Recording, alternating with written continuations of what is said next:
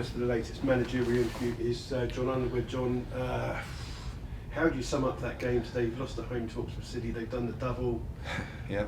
17 shots at goal, but not many on target overall. Is that what it was? Yeah.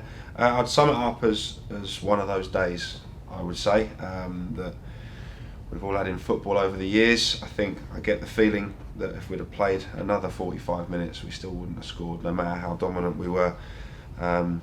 For whatever reason, that's sometimes how football works. I thought first half we were quite pleased with how we performed. I mean, they came and set up with one up front and got behind the ball and they weren't going to give us too much space to play through midfield and they were, which you can understand, and I think that's what we've got to accept. We're second in the league and teams will come here and try and get behind the ball and look to be solid, which they should be.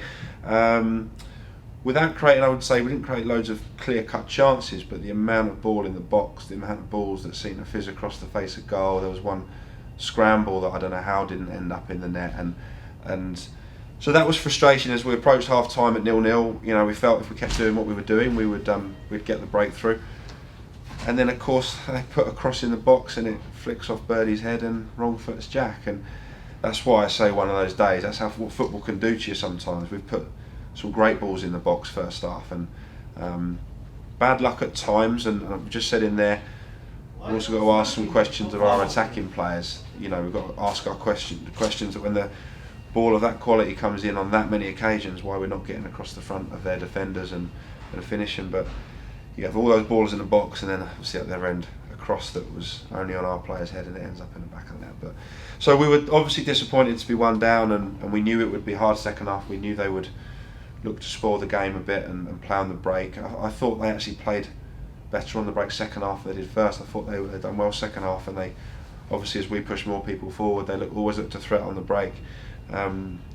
We decided to try something different and go a bit more direct. Obviously pushed Birdie up front in the hope that we could get on the end of those crosses, and again it just didn't really happen second half.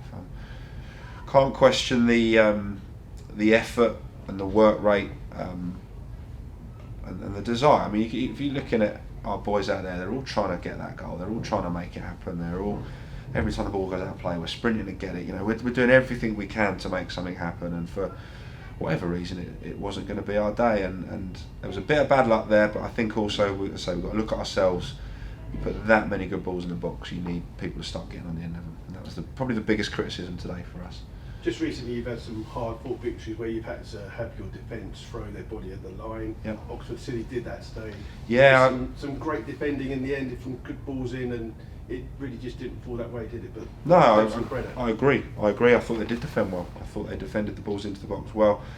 Centre halves won their headers, and no, I don't want to take anything away from them. They came and did what no doubt their game plan was, to get behind the ball and be solid and look to nick one. It's no different to what we've done many a time away from home and even here and nicked a 1-0. So no, fair play to them, and it's gone their way today. I think on another day, that ricochet around the box, around the 6-yard box first half, I think if we go one up it becomes a different game, because their game plan then has to change. They have to come out a little bit more, but them going in front obviously gave them a good platform to sit on that. So no, well done to Justin and his team, but and we're disappointed. We have to just take it on the chin and try and bounce back next week.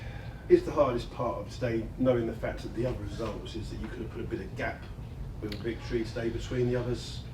To be honest, no. We've just looked at the results and it's a relief, because we look at it the other way. It could have been a terrible day and they all could have won. So a lot of teams just below us have just picked up a point on us today. It's a great day for Wealdstone, that's for sure. No, I'm pleased. When I see the results, I'm pleased, because I think it's become not too damaging for us today in terms of our aim, and we keep saying that our aim is to get in the playoff positions, and I think apart from Dartford, nobody else has won. So that's could have been a lot worse. So we have to just get on with it, and we look forward to next week. You spoke at the manager's meeting about having a squad that's got loads of players in the 100+ games. Another one today in Matt Lynch. Since he's come back at the start of the season, it's been excellent for you. He has. He's had a great season. I think the way we're playing really suits him, with playing that kind of freer role behind the front player. he's weighed in with goals, assists, and he works his socks off every game. So he's been a real big player for us this season. He's been one of our best players over the course of the season so far, and it's been great ever since he's come back. He's been a pleasure to have with us, and hopefully another 100. Okay, not the result you wanted, John, but try and have a good weekend. I'll try. Thanks. Thanks.